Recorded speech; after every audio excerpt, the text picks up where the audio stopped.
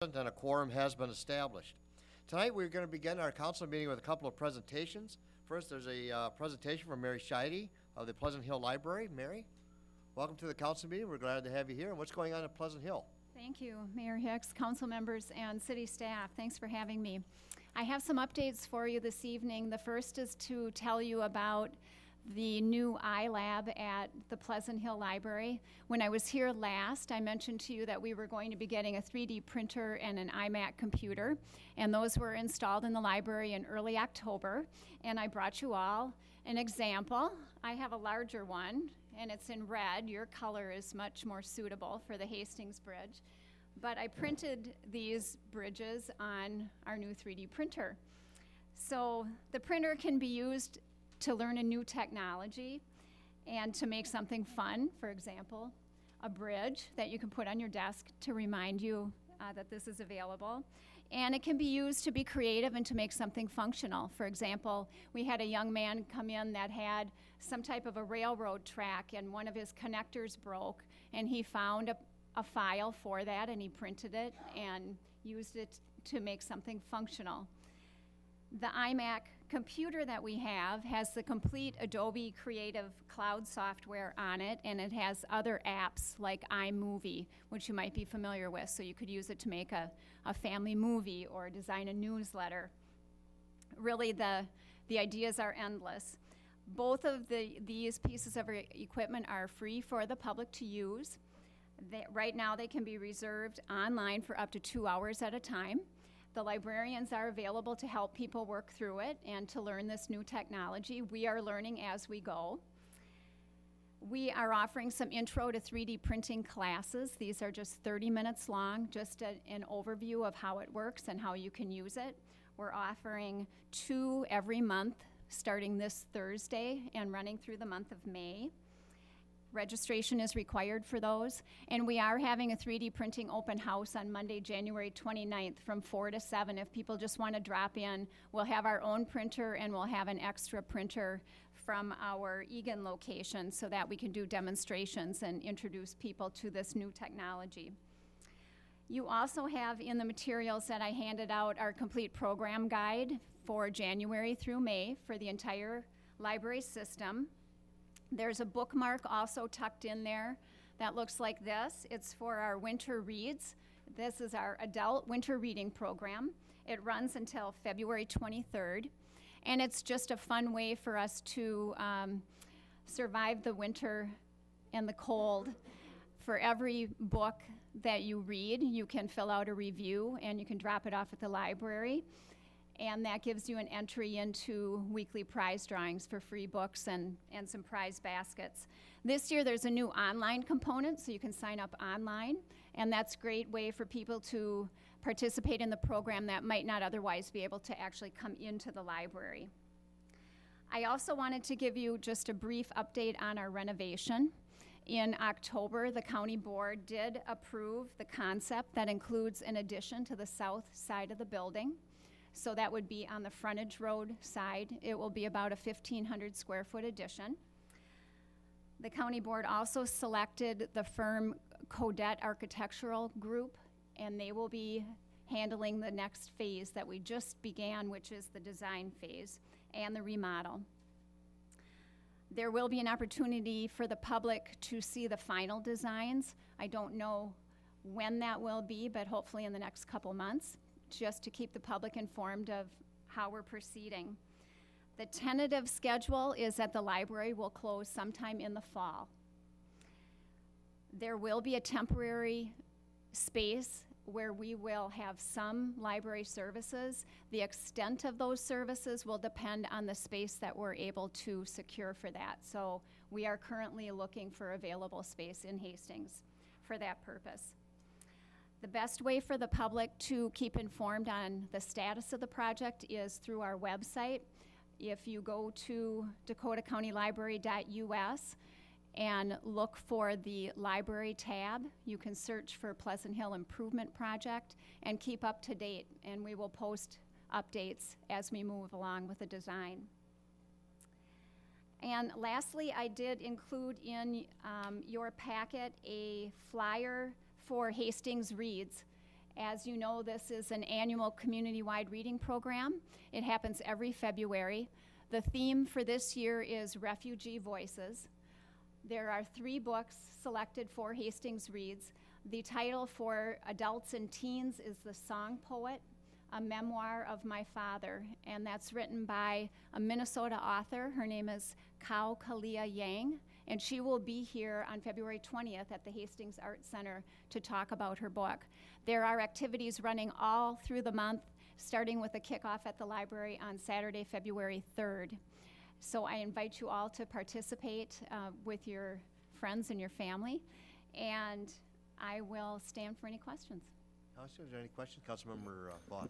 Thank you, Your Honor. Mary, great that you guys are going to add on. You mentioned that you're going to close. Did they give you any idea yet of how long you'll be closed to the public?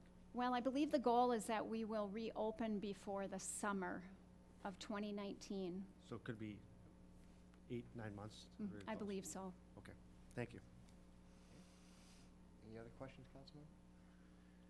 If not, thank you, Mary, for the latest update. We'll hope to see you again in the next quarter, and we appreciate everything that the Pleasant Hill Library does for our community. There's great programming out there, a lot of great things for kids, and from, like the old song goes, 1 to 92. So thank you for that update, and we look forward to all the programming that's coming forward. Great, thank you so much. Okay. Next, we have a presentation from Tennis Sanitation. And Stacy is here. Welcome to the meeting, Stacy. Glad to see you again. Good evening. So tonight I've got Lisa and Jackie here. They are from the Hastings Community Education Early Childhood Programs. They were our 4th quarter green team. They've collected a total of 32.33 tons. They will be given a check in the amount of $484.95 this evening. Great, come on. Congratulations, that's doing pretty well. Would you like to say a few words about the what the funds will go toward? How's that? The funds we're going to be using for our playground at Tilden. We have a playground in the back that's used for classrooms, but we're currently looking to upgrade it, maybe replace it or upgrade it, we're not sure. Our program's expanding, so we need a larger space for them. We have a lot of special needs children that are being integrated into the program, so there's more than just one classroom out there at a time, so we're looking to make it a bigger area for them. Great. Sounds terrific. Thank you. Okay. And then I've also issued Melanie the revenue share check tonight as well. That's in the amount of $954.61. Thank you very much. Appreciate it. And who's the green team next quarter? We've got the Hastings Band Boosters. Oh, boy, I can't wait for that presentation. Yep. That'll be good. Thank you. Thank you. Appreciate it. Okay, Council, next we have the minutes of the regular City Council meeting of January 2nd, 2018. Any additions or corrections to the minutes of that meeting? Seeing none, they stand approved. Council items to be considered. Council items to be considered. Melanie? Your Honor and Council, with the upcoming primary election, we are asking that you add to the consent agenda the appointment of special election, primary election judges, and you have been provided with that list. Thank you. Thank you. Let's go to consent agenda. Council, is there someone who'd like to make an amendment to add this onto the agenda? Councilmember Brox makes a motion to add the 2018 special election, primary election judges to the consent agenda. Is there a second? Second by Councilmember Balsanek. Any discussion to that amendment? Seeing none, all those in favor of that amendment say aye. Aye. Those opposed, nay. The motion prevails. We have the consent agenda before us as amended. Council, what's your wish? Councilmember Balsanek makes a motion to approve. Second by Councilmember Folch. That motion is now before the body. Is there any discussion to that motion? Seeing none, all those in favor of that motion say aye. Aye. Those opposed, nay. The motion prevails. Next, we have awarding of contracts and public hearing. First thing, we have a public hearing in regards to a vacation of right-of-way, First Street, Hudson Manufacturing. John, welcome to the meeting. Glad to have you here. Thank you, Mr. Mayor, City Council members. Tonight, we have a public hearing before you to consider a vacation of First Street right-of-way, which is located north of the Hudson Manufacturing Building. The area is noted here in red. It stretches from about Lock and Dam Road, which is the western extent of our holdings, to the eastern extent along the block in the middle of Highway 61 here. Now, as you may recall, the right-of-way here was dedicated in 1855 as part of the original of Hastings plat. In the transfer of the property to Confluence Development for the development of Great River Landing, we went through some title work. During the title work, we realized that there is some areas within this that had come up as being flagged that needed to be corrected. The correction measure would be to vacate that area of the right-of-way to ensure that there would not be any title complications down the road on that. So what does this mean in the long run? In the long run, the property itself would no longer be claimed as right-of-way. The trail that runs along the river would stay along the river. It would stay within public ownership, and the areas towards the southern extent of this right-of-way that were going to be transferred to Confluence Development would indeed be transferred to Confluence Development with that public use agreement on top of it. So that is the action that we have before you tonight. Again, this is a public hearing. You can open that at this time, or I could stand for any questions. Thank you. Thank you. Thank you for that presentation, John. I'm going to open the public hearing. Is there anyone here who would like to speak to this issue regarding the vacation of right-of-way First Street? Anyone here who'd like to speak to that particular issue?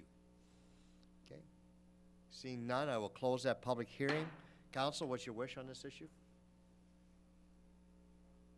Councilmember Balsanek makes motion to approve, second by Councilmember Folch. That motion is before the body. Is there any further discussion to that motion? Seeing, Councilmember Folch.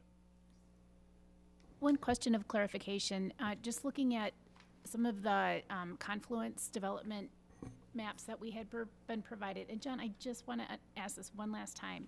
So the confluence property goes up to the trail, correct? It does not incorporate any of the trail, any of that, what is, currently the bike trail, correct? I just wanted to double check on that. Sure, Councilmember, the area that is trail presently would remain owned by the city as trail, so that would not change. Okay. All right, thank you for that. Sure. I just wanted to double check, yep. Okay, is there any further discussion to the motion before us? Okay, and we have a motion. Seeing none, all those in favor of that motion say aye. Aye. Those opposed, nay. The motion prevails. Next, we have a second reading, public hearing for the amend ordinance 30.06, Parks and Recreation Commission. Chris, welcome to the meeting. Glad to have you here. Thank you very much. Good evening, Mayor and Council. What we have tonight is to conduct a public hearing. This is ordinance 30.06, the Parks and Recreation Commission. The first part of this is a housekeeping item. A year or so ago, there was a change in the way that we, as a city, interview commissioners, and that needs to be reflected in the Parks and Recreation Commission ordinance. So that's the first part of this. Now the change is that the Parks and Recreation Committee of Council Chair, the Parks and Recreation Commission Chair, the City Administrator, and the Director of Parks and Recreation conduct those interviews. So that's the interview panel, and that's the interview panel, similar structure for all commissions currently. So that's the first change, and the second is to add the capacity or add an acting chair for the Parks and Recreation Commission. Currently there isn't one, and this would again be similar to other commissions. So that's what the ordinance change is, and the public hearing. I can stand for any questions. Okay, and Chris, this was before the Parks and Rec Commission, and Yes, any indeed. comment from them? It was voted unanimously to approve from the Parks and Recreation Commission. Thank you for the reminder. Thank you. I'm going to open up the public hearing. Public hearing is now open. Anyone who would like to speak to this issue, amending Minnesota City of Hastings Ordinance 30.06, Parks and Recreation Commission, interview process, and acting chairperson to be designated.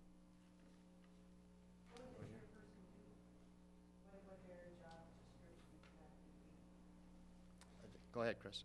Yes, this is for an acting chair. The current commission has a chair position, and that individual is responsible to run the meetings, to work with me directly on items for the commission.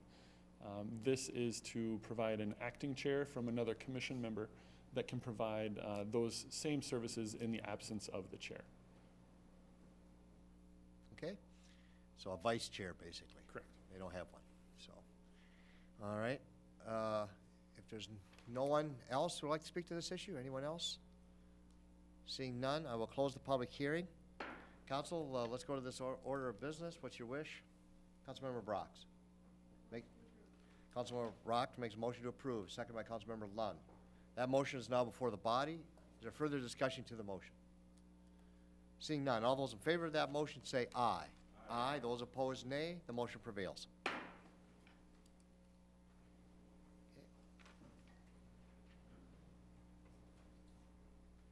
Okay. Next item of business is under community development.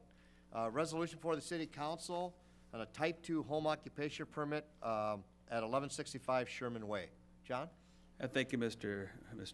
Mayor and City Council members. We have before you tonight is a resolution and a recommendation for denial from our Planning Commission regarding a Type 2 home occupation permit. This would be at 1165 Sherman Way for Lee Zenner, and this would be for the operation of the Smart Ride taxi service. What I'll do tonight is go through a little bit of the Planning Commission rationale, some of the discussion that took place at that time, as well as some of the ordinance requirements that we have relating to home occupation permits. So with this permit, we have two different types of home occupations. We have a type 1, which is allowed by right within a residential zoning district, and a type 2 occupation, which is allowed via a special permit, reviewed by the Planning Commission and reviewed by the City Council. When you take a look at home occupation permits in general, what they're there for to do is to provide for limited operation of occupations within the home, provided that there's not any sort of negative influence or negative aspects of that business that would go into the neighborhood. Essentially, if a business can operate invisibly, that you wouldn't know it was there, that would be allowed as a type 1 home occupation. Under a type 2 home occupation, these have a little more visibility. There's certain items that are done that would be requiring a type 2 occupation. If you use part of the garage, for example, if you have outside employees, if you have parking and other things that are in excess of what would normally be found in a neighborhood, these are items that would trigger a type 2 home occupation on this. So you may recall that in the past we've had different types of occupations that have come forward for your review under the type 2. Some of these listed here: locksmiths, photography, lawn decor, tent and chair rental sales. These are items that were found to be in compliance with the code and issued a home occupation permit. Yeah, a little bit of the home occupation regulations here. One of the things of note too is the hours of operation. The hours of operation being between 8 a.m. and 6 p.m. for a home occupation in a neighborhood as well. The situation that we have here at 1165 Sherman Way stems from the operation of Smart Ride. Over the last year and a half or so, we've had a few different complaints that have come forward in the operation of the facility. A lot of them, the complaints are dealing with specifically people there later at night, type of parking being excessive on the roadways, noise, those type of items. And we followed up in discussing those with the applicant, and in discussions with him found that the operation of the business, the people that were there during those hours or providing those parking were people that were friends of his but may be involved in the operation. So at that time we said, okay, well, we don't regulate those that come into business that have people coming over to visit them. We do regulate employees parking. And so we let that go. We reviewed it a little bit further on that and found that through other complaints that came forward, that there's operators, employees, contractors, whatever you would call them, that are engaged in the business that come to the home, pick up a Smart Ride vehicle, and then take that to perform the duties. And so in the performance of that, the number of vehicles, the fact that there's employees coming in from off-site definitely triggered a type 2 home occupation permit. And so the review came forward for that. Now, in the operation of a type 2 home occupation permit, there's also requirements that have to be met. Number one, you need to be able to be in compliance of the hours of operation. The hours of operation, the deliveries being between 8 a.m. 6 p.m. and not having excessive noise during the overnight hours. The changing of shifts and the nature of the operation per the application that was submitted by the applicant shows that the operation employees or contractors coming to the home happens at very late hours of the time and can cause a disturbance to the neighborhood. That is something that would be in violation of any home occupation, type 1 or type 2. The second is the use of vehicles that come forward on this. We have vehicles that are used in operation for the business that exceed 1. Under our home occupation permit and home occupation regulations, 1 vehicle used for the operation is allowable. When you have multiple vehicles used for the operation, that's not allowable. So in review of the application and during the public hearing that was held at the Planning Commission, we took testimony in, found that the operation of the business was not in keeping with our general regulations and not in keeping with the type 2 home occupation regulations.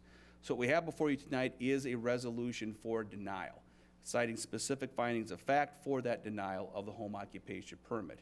What that would mean upon action of that is that he would not be able to be considered for a type 2 application. He would have to meet the regulations for either a type 1 home occupation, and he would need to cut back the number of vehicles, employees coming and going, and hours of operation, because those would not be in keeping with the home occupation ordinance. So within your packet, there were some pictures, some testimony that was given. This is the site itself here on Sherman Way. Some pictures that have been noted as far as vehicles parked within the neighborhood.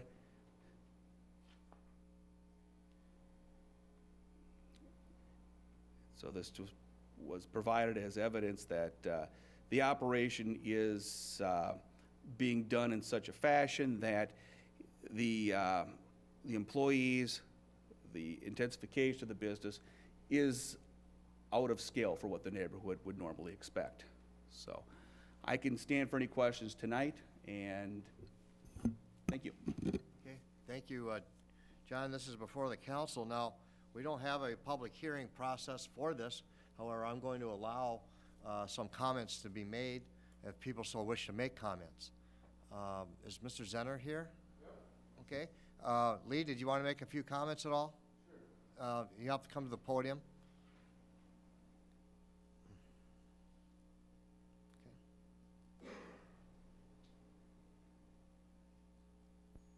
Thank you for being at the meeting. Thank you. First thing I want to say is that it says up there's a 6-year history of complaints related to this business. I've owned this business since July of last year. I bought it from previous owners. Granted, they may have had complaints. I don't think it's right that those complaints come into this particular situation. And second of all, some of the pictures that were brought up, they're of a 15-passenger van. I purchased that van.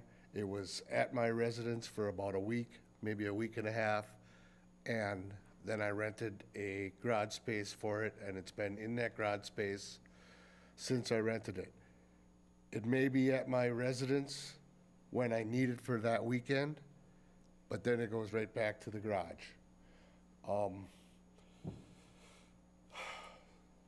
Some of the pictures that were presented, I guess, I don't know if they can't read what's on vans or what, but some of them vehicles have nothing to do with Smart Ride. I have a daughter and her friend that live there. They each have a vehicle. I have one personal vehicle that I use for Smart Ride and for my personal vehicle. And then I have one Smart Ride vehicle. And that's what's there. And my daughter and her friend's car. My car is parked inside the garage. The Smart Ride van is in the driveway, along with my personal van, which I also use for Smart Ride. I mean, I'm not trying to say that I don't use it, because I do. Now, the hours of operation are from 8 to 3 a.m. Sunday through Thursday, and 4 a.m. on Fridays and Saturdays. What happens there is my contracted employees, come, they park their car there, they take a vehicle and they leave. And they don't come back until the end of their shift. When they come back, they park the vehicle back in my driveway, they put the keys in my garage, they get in their vehicle and they leave. So it's a minimal of 15 minutes that they're there at a shift change. Otherwise, there's nothing, I have nobody coming and going at my house at all. I guess Smart Ride is a vital business for this town. It has been for a long time, not only at night, but during the day. I've actually became much busier during the day than I am at night, with people going to doctor's appointments, grocery shopping. I work with Hastings Family Service. I work with the Vets Home. I work with the clinic, the hospital, all at a cut rate for the community. So it's very vital for the Hastings community. So I guess that's about it. I mean, if you have any questions for me, I'd be happy to answer them. Questions at this time? Councilmember Vaughn? Thank you, Your Honor. Thank you. I have two questions for you. You said 8 a.m. till 3 a.m. or 8 a.m. 4 a.m. Are they ever switching shifts in between, or is that employee, do they come back? Our shift is, I work myself Tuesday through Thursday, 8 a.m. to 5 a.m. or 5 p.m. Then my driver comes at 5 p.m., drops off his vehicle, picks up my vehicle, and leaves, and he comes back at 3 a.m. at the end of his shift. Drops off my vehicle, gets in his vehicle, and leaves. Is there two of those potential contract employees at a time, or just? During the week is one. Fridays and Saturday nights are two. And then how about the 15-passenger van that you've got a place for? Is that another one on top of that? And does that ever come to get switched out at the house also? No, it does not. I'm the only one that drives a 15-passenger van because I'm the only one that's licensed to drive it. The passenger van is parked in a garage across town at a friend of mine's place, which I rented his garage space. The only time that that van is at my house is if I have like a sporting event going up to the cities, or a bachelor party, or, you know, something like that. Then I'll have to go get it, bring it to my house, so I don't have to go and get it at, 1 o'clock in the morning to go pick these people up. And one follow-up question then. Councilmember? Reading your application here, so it sounds like you bought it in July, filled out an application in December, if I read this right. So we went 6 months, John, is without a permit, is what we're roughly. One thing I see on the application here is how long do you anticipate doing this? I always envision a home occupation as a good chance for somebody to start the business and hopefully come into a brick and mortar, another site in town. It's not always the case, but where do you see this going? Do you see yourself growing? As you're saying there's a demand, I'm concerned, what happens if we got another Smart Ride car or another vehicle? That's a good thing, but it's also not a good thing if I lived in the neighborhood. That's what If that was the case, then I would end up having to rent an office space with parking there and take all my vehicles off-site. Because I wouldn't have room to park a third vehicle in my driveway. Because there's my personal vehicle, which is a van, there's a Smart Ride vehicle, which is a van. And if I was to get another van, I wouldn't have room for it. I would be forced to rent office space at that time. Right now, there's 2 vehicles in my driveway, my daughter and her friend's car, and that most of the time park on the street unless it's a snow emergency, then they move them into the driveway. And then that's all the vehicles that are at my house. Like I said, some of the pictures are previously taken before stuff was brought to my attention that I needed to do something about it, and I did do something about it. I got the big van taken care of. There's vehicles in the pictures that have nothing to do with Smart Ride. Okay, is there further questions at this time, or? No. Okay, is there anyone else who would like to speak to the issue? Thank you, Mr. Zenner, for your testimony. Thank you. Is there anyone else who would like to testify from the neighborhood?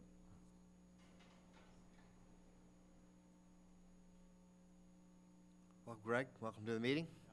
Hello, I'm Greg Michael. Thanks for hearing my message. Your address for the record, please. Yeah, 1157 Sherman Way. Thank you. We had at the planning committee meeting about 7 households that were representing the people who had concern about the business at least running out of his house there. And the main concerns were very well articulated by our planning person here. And I just hope that we can agree with what came out of that meeting. We had some real good fact-based discussions about the traffic and about the parking taking up space on along the street and snow removal issues and so forth. We just hope that Lee can get a better opportunity and hope his business does well, as maybe he could possibly find another location. But you know, our street is very quiet. The people that are on our street are people that live there typically, because there's no reason to go through it otherwise. So it has an impact on our neighborhood, and we have young children, and the traffic that comes through there is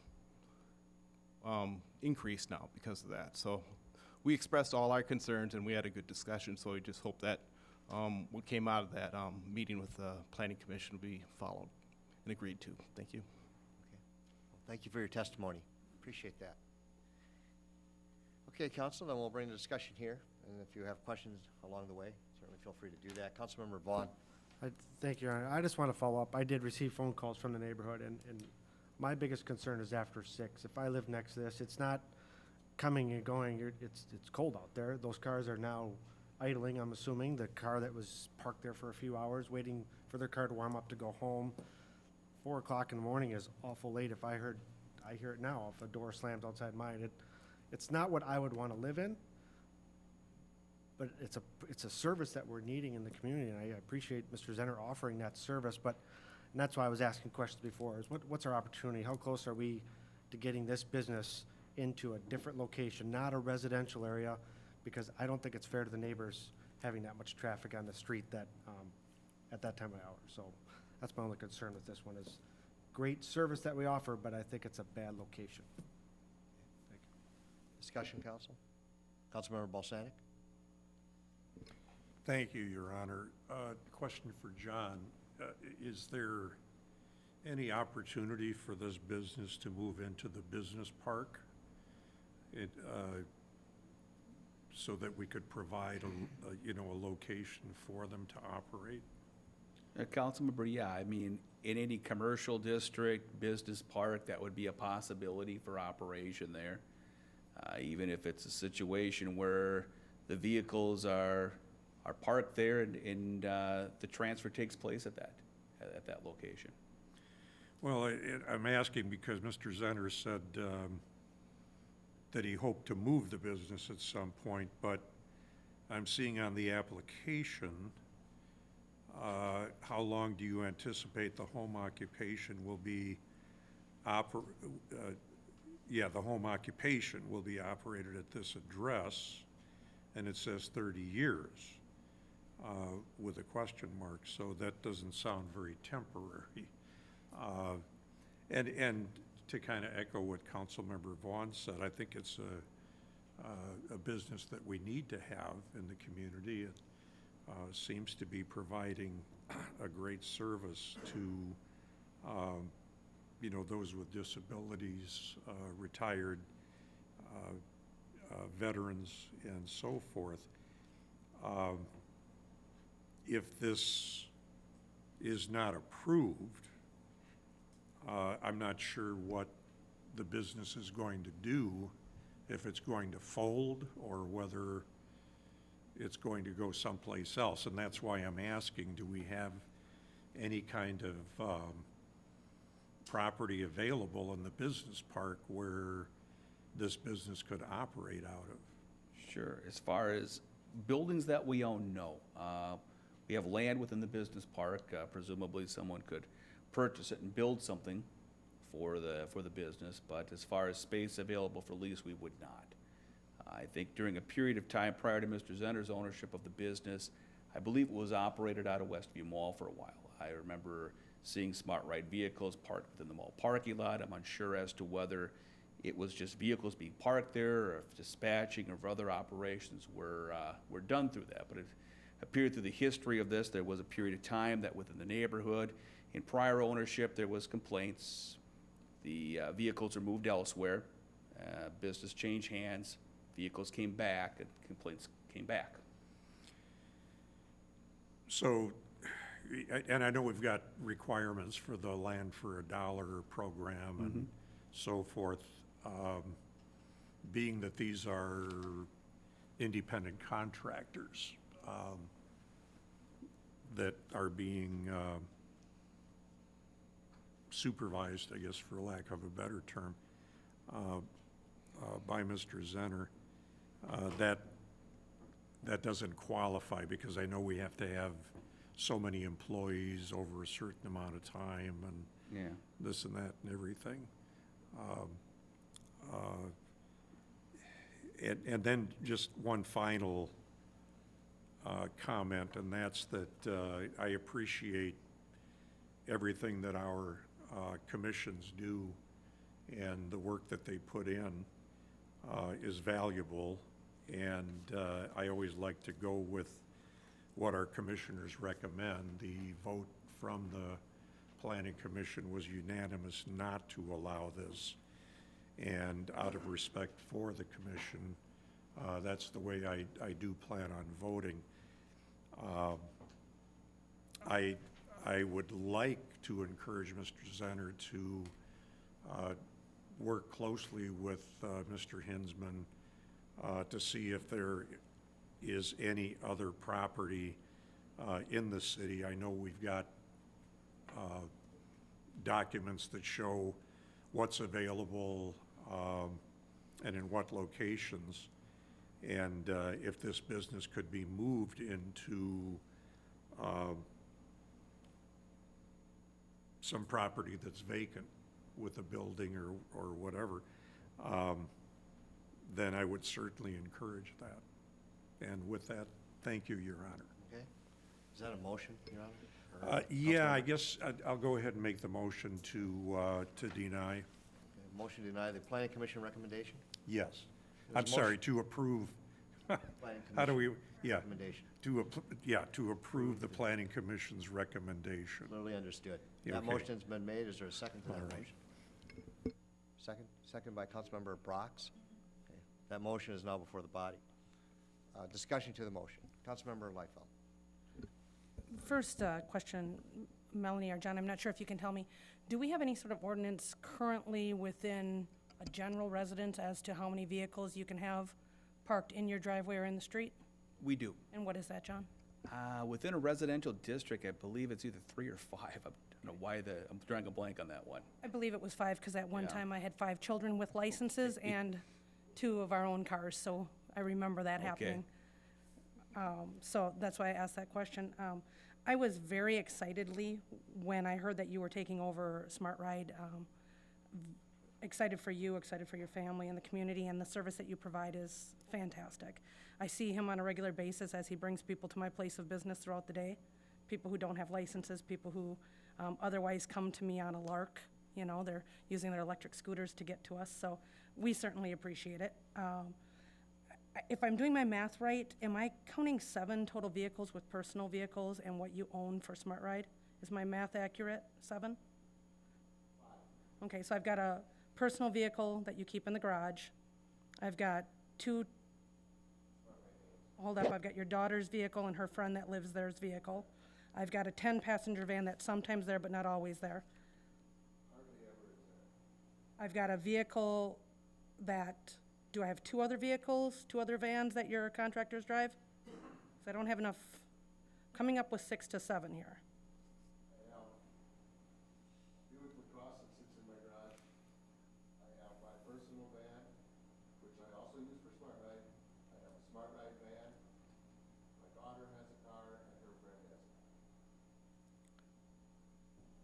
Just a point of clarification, the number of vehicles per resident is 3. 3? That's what the ordinance said in a previous memo. Yes. So, as hard as this is for me to come up with a decision on, I love what it is you're doing, but at the same time, I know what it's like where I live. I live in the townhomes. I wake up all night long when my neighbor comes home and they open their garage, but I live in a townhome, it's expected. You know, they lock their car and I hear them meep, meep every time they lock their car. But again, I live in a townhome. When I lived in a more residential area where I owned my own land and I had my own privacy, this would concern me. And I do have to think about it, but I do have to say that as much as, you know, with what Councilmember Balsanek had said is, you know, to pursue an option for another location to put these vehicles so that you can keep doing this great thing that you do for us. So, thanks. Okay, we have a motion before the body. Is there additional discussion to the motion? Okay. I will just say that I have also been, I've talked to Mr. Zenner a few times. I've talked to numerous residents of the neighborhood. And, you know, again, I think the residents of the neighborhood would be the first one to stand up and say Smart Ride is a great thing.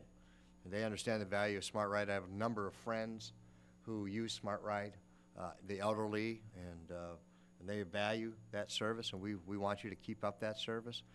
But at the same time, there is an expectation in the neighborhood on the quality of life, and that's why these type of things come before City Council, so we can have that discussion about how a particular residential neighborhood is impacted by activity in a particular neighborhood. You know, if you're an accountant, Lee, there probably wouldn't be as much resistance. And I think one of the things that's problematic is not only just the number of vehicles, up to 5 or so or 6, but also the contractors that come at you know, certain hours of the day or in the evening that switch out the vehicles. So those vehicles are in the street while the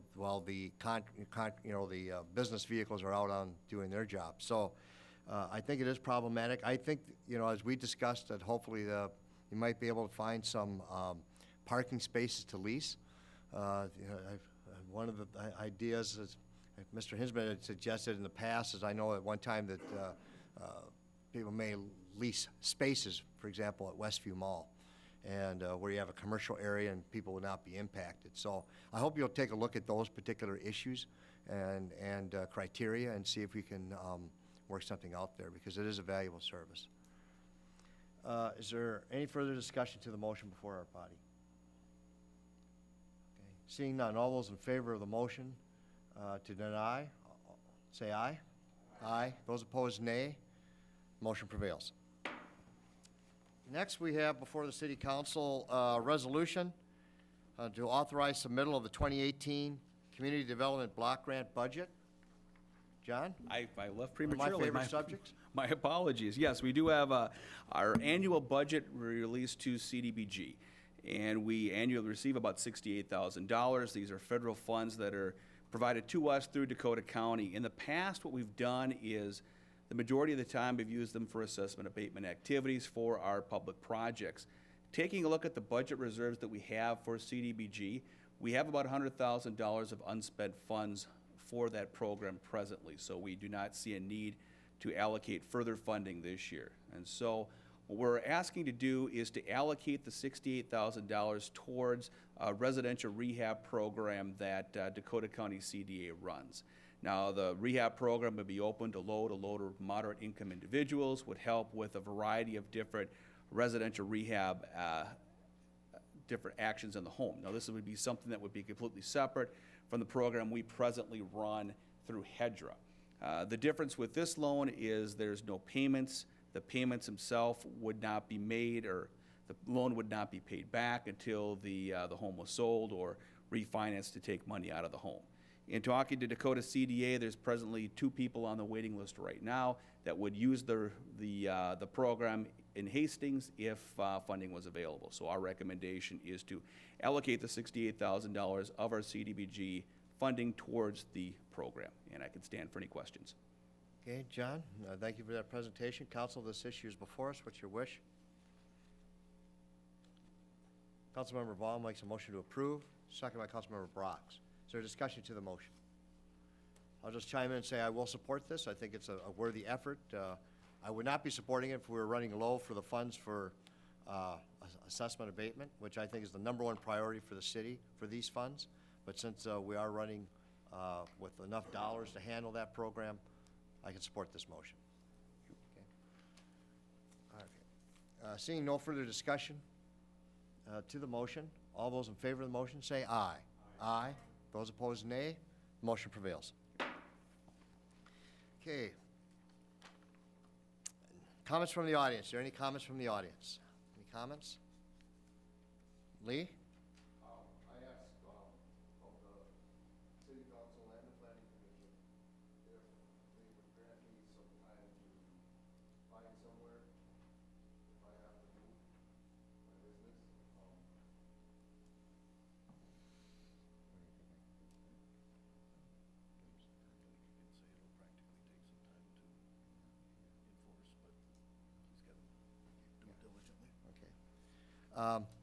I think there would be opportunity there to allow you some time to do that, but not too much longer. I think probably within a month. Okay. So. Okay. Well, I'll give you by February 1st. That sounds good. We can agree to that. Okay. So you know, and I think the neighborhood will be able to work with you. They understand that you need to make some arrangements. So. You need that time to do that. So let's say February 1st sounds good. Okay?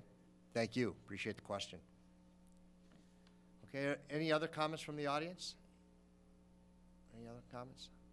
Yes, please come to the podium. Welcome to the meeting. Can you state your name and address, please, for the record? My name is Bruce Favre, my wife Rachel. We live at 3279 Olson Drive. We have an issue with our homeowner association, and I have sent emails out to Mr. Vaughn and Mr. Slavic from Dakota County seeking some assistance from the government, some kind of legal government office to help us out if possible. We have been in a legal dispute since June, trying to resolve a very small association of originally 3 houses that had a combined sprinkler system. We wanted to separate that out. Then we also wanted to dissolve the entire association. As part of that process, discovered that 6 other homes were in the association that were not aware of that until they received a letter from the lawyer of the declarant saying, you need to come to this meeting. You are an association. It's on your title. None of the buyers of these homes were aware that their title said they were an association. So from an association of 3, it tripled overnight. So we were in this legal battle trying to dissolve the association, and have had no communication from the declarant, the builder. He still owns the association. He's still the president of the association. And since middle of November, that time frame, our meeting we had is in the first week in October. The discussion of the meeting amongst all the members that were there, everyone was present, all agreed that we'd research, he would research and fund the dissolution of the association.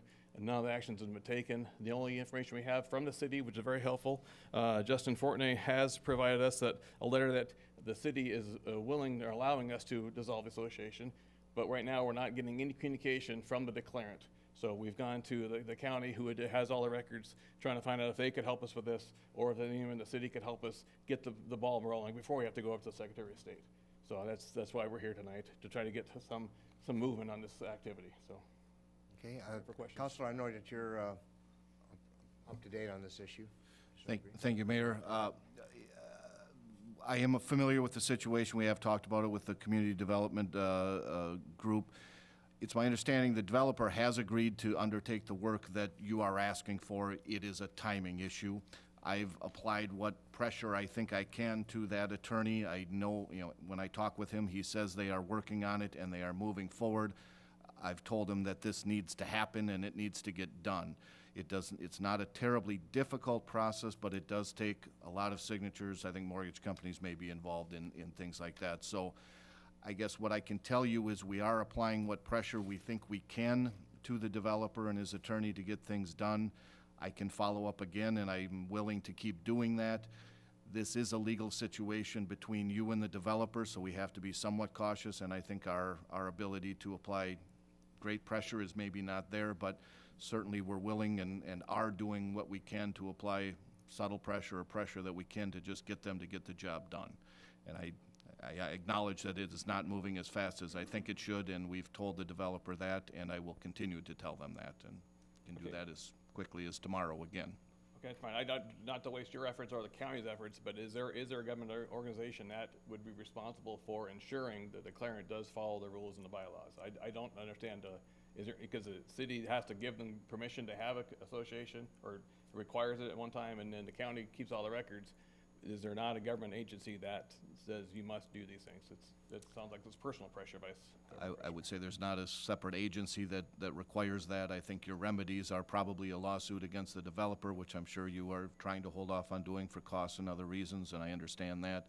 I do think it will get done, whether, the timing I just can't promise. So I think I've been directed to keep pressure on by city administration as much as we can, and I will continue to do that to help out the situation as much as we can. Go ahead. Thank you, sir. My name's Rachel Falver, and at our meeting on October 4th, we had difficulties since June. Our lawyers' phone calls, letters are not responded to. None of our neighbors have been spoken to or communicated with as promised by his lawyer. And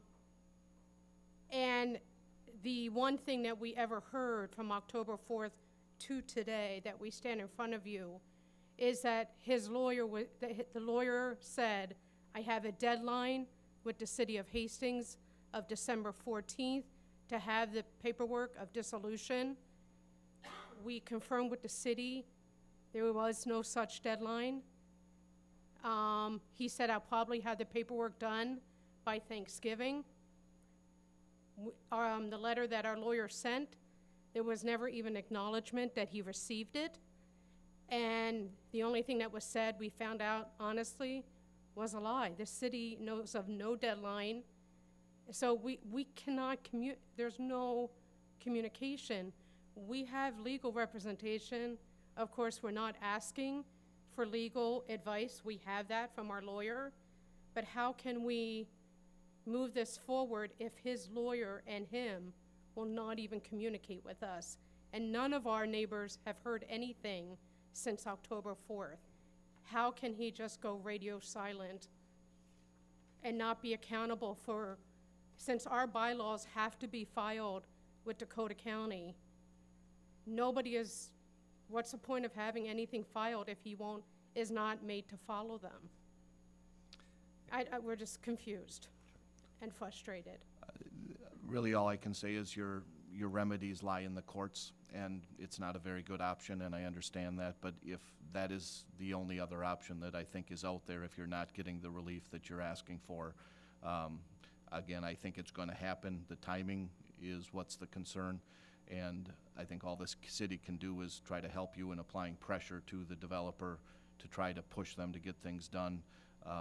But you have remedies available to you through the court system. And well, at our meeting, we legally took a vote, and we followed our bylaws, and he has decided not to follow them.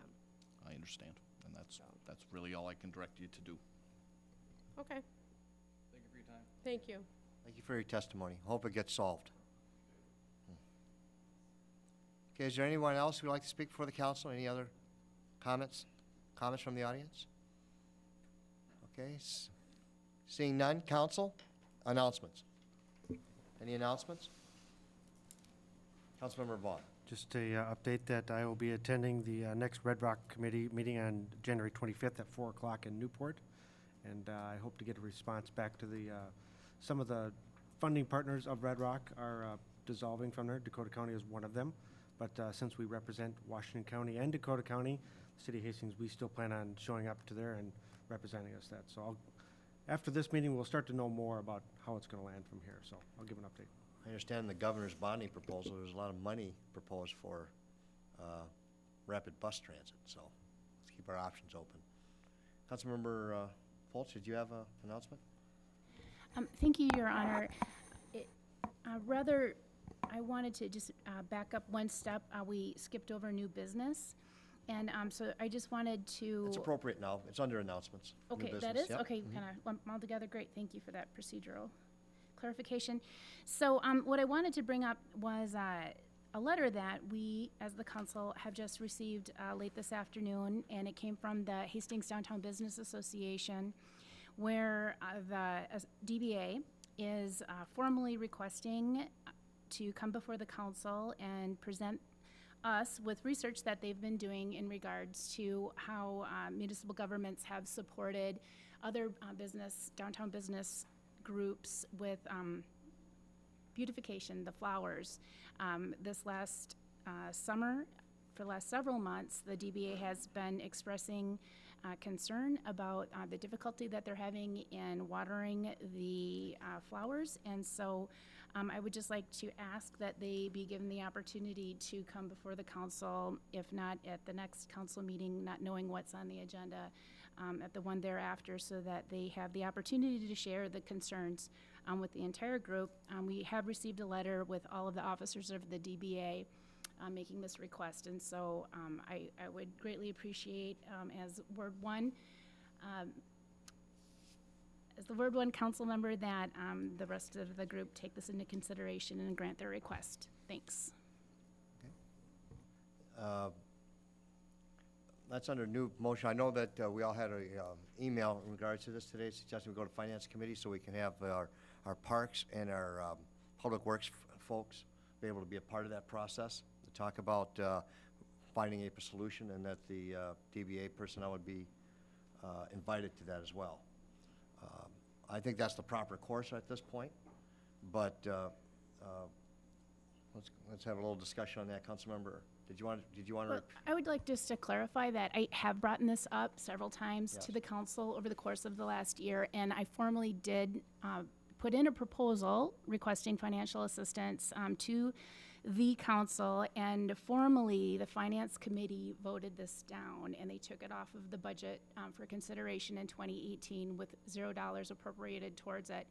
And so I would like for the DBA, they have formally requested just to come before the council and share what their concerns are, and if that's what their request is, I think that they should be given that opportunity to publicly, and for us to hear them out. So, thank you. You're right, and the council did, as a body, get a chance to weigh in on this, and the answer was no. Okay, Councilmember Balsanek. Thank you, Your Honor. I think it would be appropriate to send it back to the Finance Committee, because then we can have information from the staff. And also, I believe the email was worded to indicate that we're certainly going to ask the DBA reps to come to that meeting. And the nice thing about the committee meeting is that it is a little more informal, and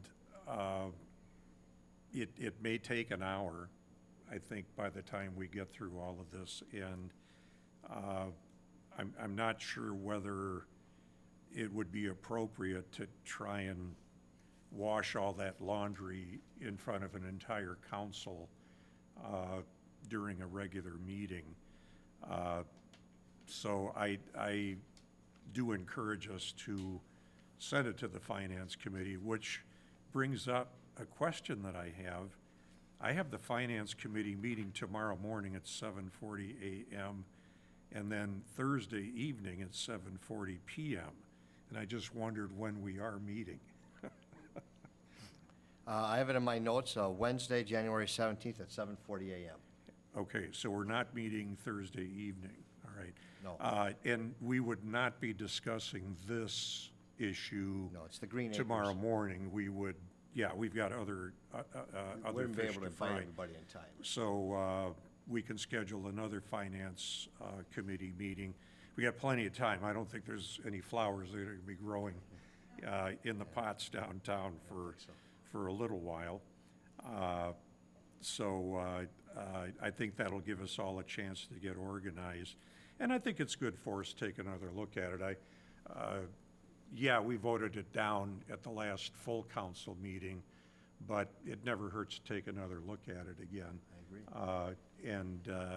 It could very well be that the DBA has some things that they want to bring that are fresh and new.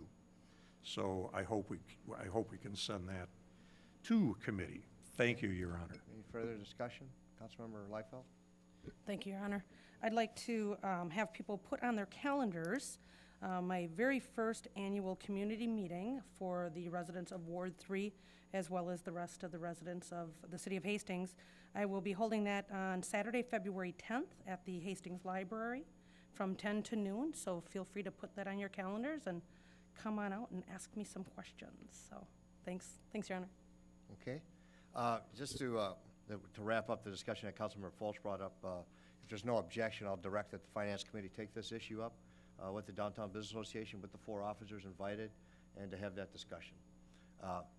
Even though the fact that the council did already vote on this issue, I think we can still have discussions with the Downtown Business Association, see what possibilities there are with our parks and public works personnel to see if there is a procedure in which we can all agree to. So I'll direct that. Okay, further announcements. Councilmember Brox. This is related to the discussion in the Finance Committee.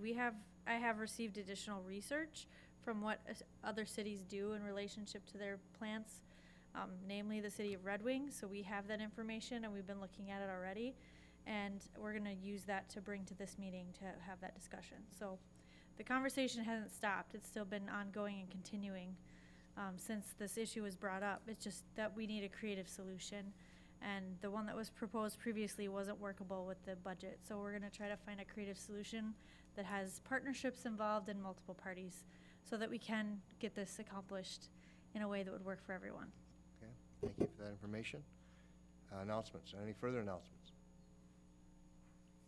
Okay, seeing none, on Wednesday, Councilmember Balsanek and Councilmember Chair Vaughn and Councilmember Brox, there's a Finance Committee meeting on dealing with the Green Acres and the council stipend. So that'll be at 7:40 Wednesday, 7:40 at January 17th. Monday, January 22nd, a week from tonight, the City Council Management Team will hold a training session from 6 to 9 at Shars Bluff Gathering Center. I hope most of you know where that is. We'll make sure that we get that map, but it's out on Spring Lake Park out there. So City Council Management Team training session from 6 to 9 at Shars Bluff, week from tonight. On Thursday, January 25th, council members, it's starting, I believe it starts at 5:30, is the Chamber of Commerce annual dinner at the Treasure Island.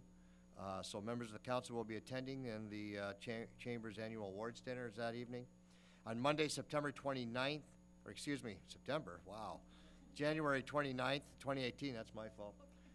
Okay, 7 a.m. to 8 p.m., that of course is a special election. There will be a special election in Senate District 54, in which the city of Hastings is in.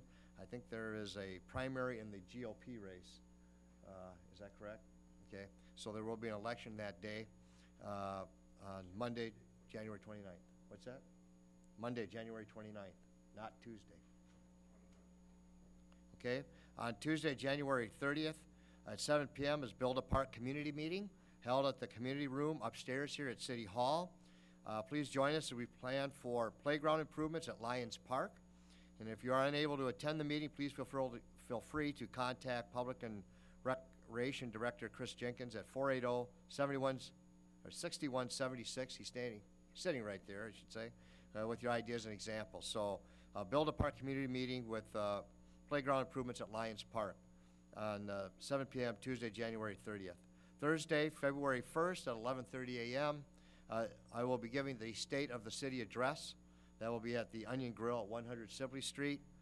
And we're going to do it this year under a luncheon. And so I will recap the 2017 and look forward to what's going to happen here in Hastings in 2018. Registration is available on the Chamber website, and I'd like to thank the Chamber of Commerce and Dakota Electric for their sponsorship of the event. And then on Monday, February 5th, 2018, at 6 p.m., the Administrative Committee will be meeting with the Leduc Historic Estate on the agenda. And later that evening at 7 p.m. on Monday, February 5th, the day after the Vikings win the Super Bowl, the City Council will be meeting to celebrate, okay, at 7 p.m.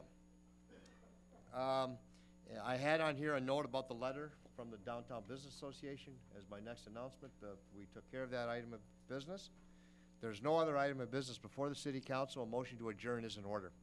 Councilmember Leifeld makes that motion to adjourn, second by Councilmember Lund. That is a non-debatable motion. All those in favor of that motion say aye. Aye. Those opposed, nay. The motion prevails, and we are adjourned. Thank you.